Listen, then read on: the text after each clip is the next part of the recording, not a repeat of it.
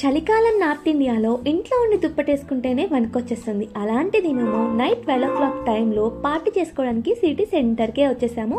ఇంతకీ పార్టీ ఎందుకు అని అనుకుంటున్నారా? మా హస్బెండ్కి తన ఫ్రెండ్కి ఇద్దరికి కూడా జాబ్లో ఒక్కటే రోజు ప్రమోషన్ వచ్చింది. మరి ప్రమోషన్ పార్టీ చేసుకోకపోతే ఎలా?